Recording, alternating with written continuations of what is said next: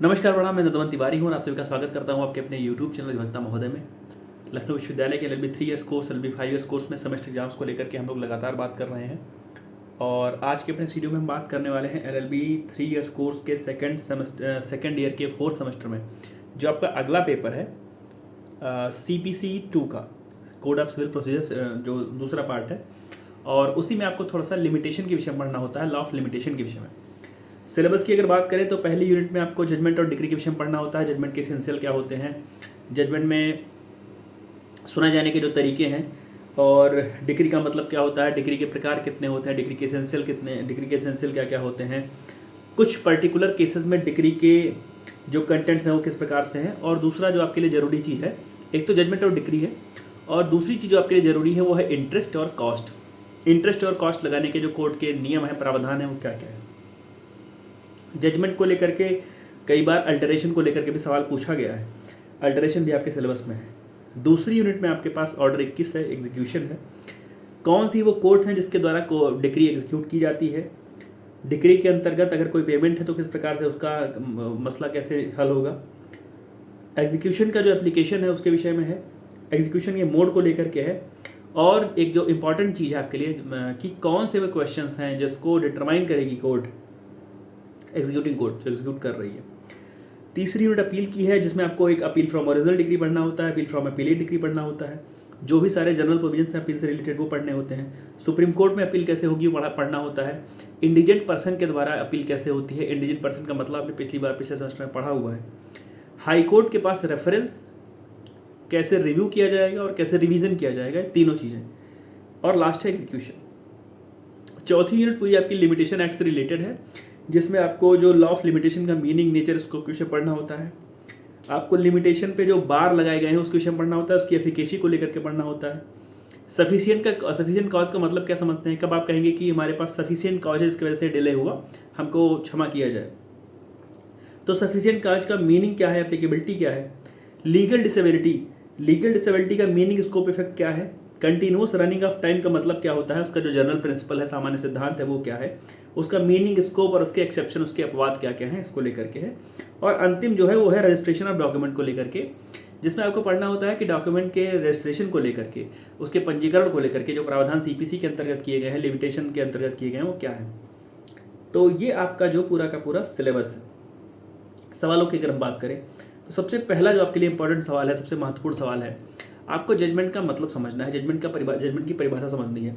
Judgement के content क्या है, जजमेंट के कंटेंट यानी जजमेंट के जो अंतर वस्तु है वो क्या क्या है। जजमेंट कब सुनाया जाता है, इस प्रकार से चीज़ों को, जजमेंट को पढ़िएगा। और जब आप जजमेंट पढ़ रहे हैं तो उसको साथ में आप डिक्री के पढ़ेंगे। जजमेंट का मतलब और डिक्री का मतलब, दोनों में क्या अंतर है, दोनों को कायदे से पढ़िएगा। वही जजमेंट की तरह आपको डिक्री के विषय में भी पढ़ना है। डिग्री का मतलब क्या होता है, डिग्री कब सुनाई जाती है, डिग्री किसको फॉलो करती है, डिग्री के कंटेंट किस प्रकार से हैं, पर्टिकुलर केसेस में डिग्री में किन की चीज़ों को डिग्री के तौर पर माना गया है। और एक चीज़, डिग्री के प्रकार, प्रीलिमिनरी डिग्री है, फाइनल डिग्री, इस प्रकार से आपको डिग्री के प्रकार पढ़ने होते हैं। और डिग्री के कंटेंट जरूर पढ़ लीजिएगा।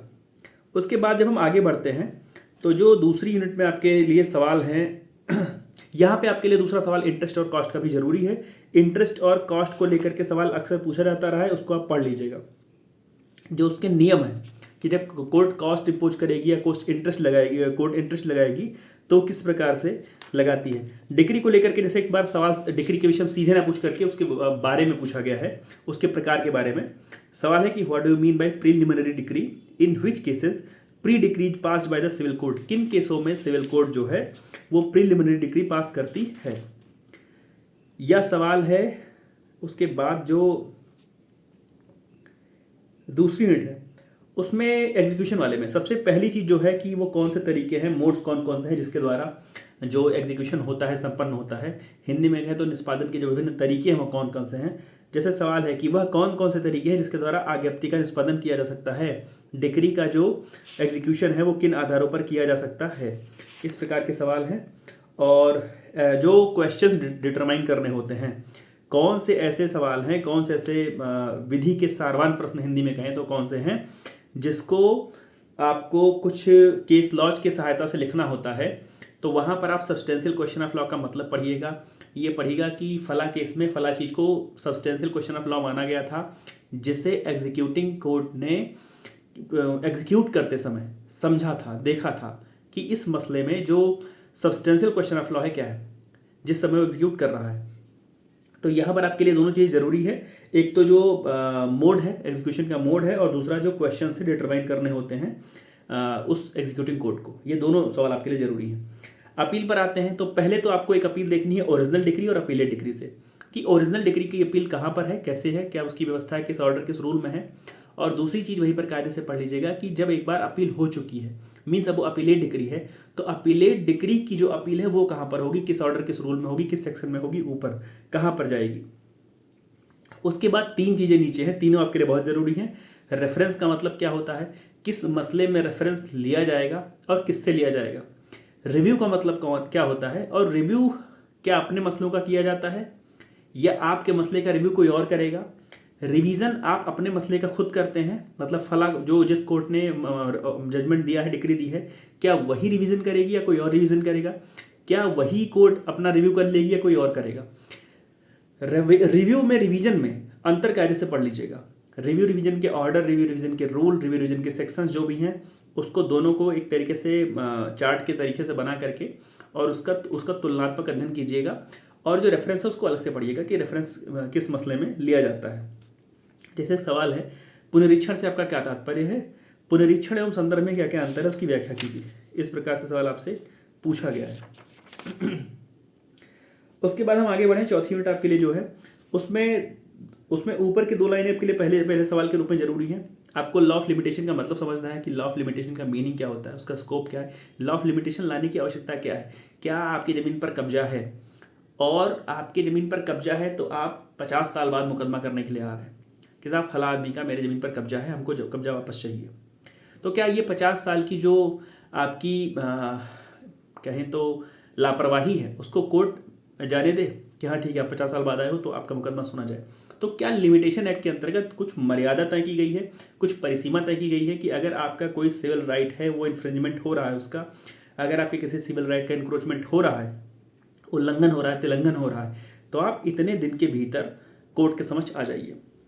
अन्यथा आपको बताना पड़ेगा कि आपके पास कौन से ऐसे सफिशिएंट कॉज हैं, आपके पास क्या ऐसी समस्याएं थी, क्या ऐसी लीगल डिसेबिलिटी कोर्ट के द्वारा थी कि आप कोर्ट नहीं आ पा रहे थे। तो आपको जो लॉ ऑफ लिमिटेशन है उसका मीनिंग, नेचर वगैरह पढ़ना है, बार ऑफ लिमिटेशन पढ़ना है, और उसकी जो एफिकेसी है पहले सवाल के तौर पर वो पढ़नी है। दूसरा सवाल आपका उसी यूनिट से आपके लिए जरूरी है। एक तो लीगल डिसेबिलिटी का मतलब क्या होता है, उसका स्कोप और उसका इफेक्ट। लीगल डिसेबिलिटी के जब आप पढ़िए तो वहाँ 2-3 एग्जाम्पल पढ़ लीजिएगा कि फला केस में लीगल डिसेबिलिटी हो सकती है, फला केस में लीगल डिसेबिलिटी हो रही है, इस प्रकार से। और जो उसी के बाद कंटिन्यूअस रनिंग ऑफ टाइम है वो भी आपके लिए जरूरी है। खैर वो लीगल डिसेबिलिटी जब आप पढ़ रहे हैं तो वो जाहिर सी बात है पढ़ना ही पड़ेगा आपको।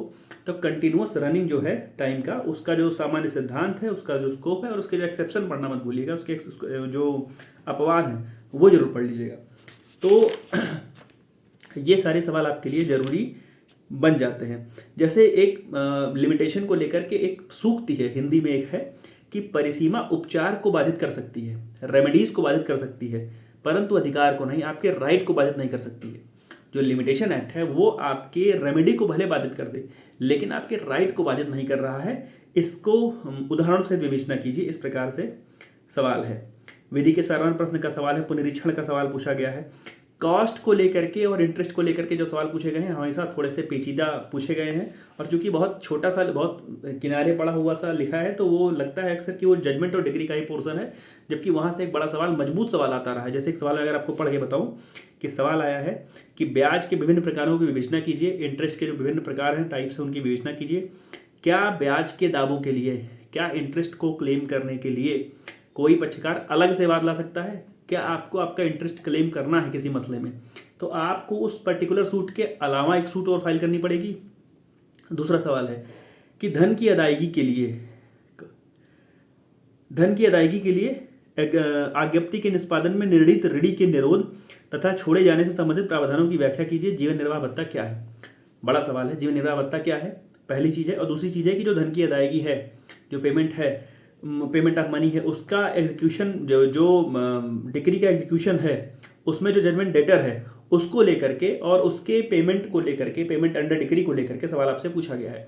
तो ये जो छोटी छोटी चीज़ें हैं, पेमेंट अंडर डिक्री है, इंटरेस्ट है, कॉस्ट है, इसको अगर आप पढ़ना चाहें तो एक साथ मिला करके पढ़ सकते हैं। उसके नियमों को, विशेष रूप से उसके नियमों को पढ़ सकते हैं कि इंटरेस्ट अगर आपको लेना है, अगर कोर्ट ने किसी के ऊपर कॉस्ट इम्पोज किया है तो वो कॉस्ट आपको किस तरीके से मिलेगी, उसकी क्या व्यवस्था की गई है, इस प्रकार से आप देख लीजिएगा उसको। उसके बाद अगर देखें, मीन्स प्रॉफिट को लेकर के एक बार सवाल आया है, मीन्स प्रॉफिट को लेकर के सवाल आया है, मीन्स प्रॉफिट या मीन्स प्रॉफिट, जिसका जैसे सवाल है कि कब्जा तथा अंतःकालीन लाभ के लिए डिक्री के प्रावधान की विवेचना कीजिए। पजेशन के लिए, प्रॉपर्टी के पजेशन के लिए, और मीन्स प्रॉफिट के लिए या मिसने प्रॉफिट जो आप पढ़ रहे हो अंतःकालीन लाभ के लिए, उसके डिक्री के प्रावधान की विवेचना कीजिए। हम लोगों ने जब शुरुआत में डिक्री की बात की है तो कहा है कि पर्टिकुलर केसेस में डिक्री का जो फॉर्मेट है उसमें क्या कुछ बदलाव आ जाता है, क्या फला चीज़ के लिए अगर डिक्री आ रही है तो उसमें कुछ और चीज़ें होंगी, फला चीज़ के लिए डिक्री आ रही है तो उसमें कुछ चीज़ें और होंगी, इस प्रकार से उसको पढ़ लीजिएगा। और जब आप जजमेंट और डिक्री पढ़ रहे हैं तो मैं बार बार कहूँगा कि जजमेंट को, डिक्री को, अगर संभव हो पाए तो ऑर्डर को, खैर आपके लिए बाद में काम आ जाएगा, जजमेंट को, डिक्री को, ऑर्डर को, तीनों को साथ में आप लिखिए और देखिए जजमेंट कब आ रहा है, ऑर्डर किस स्टेज पर आ सकता है, कितने ऑर्डर आ सकते हैं एक ही सूट में, कितनी डिक्री आ सकती है एक ही सूट में, क्या जजमेंट भी एक से अधिक आ सकते हैं, क्या जजमेंट कब सुनाया जाएगा, डिक्री कब सुनाई जाएगी, ऑर्डर कब आएगा, तीनों के कंटेंट क्या क्या होंगे, तीनों के प्रकार हैं क्या, जजमेंट डेटर का मतलब क्या होता है, उससे जुड़ी जो भी चीज़ें हैं उनको सबको कायदे से पढ़ लीजिएगा। ध्यान रखिए कई बार आप सेक्शन पढ़ करके फिर ही चले आते हैं, प्रयास करिए कि रूल्स को, ऑर्डर्स को भी पढ़ करके आइए। ढेर सारी शुभकामनाएं आपको सीपीसी और लॉ ऑफ लिमिटेशन 2 के लिए। आपके अगले पेपर के सवालों को लेकर के मैं जल्दी आपके समक्ष उपस्थित हो जाऊंगा। तब तक जुड़े रहिए मेरे साथ। धन्यवाद, प्रणाम।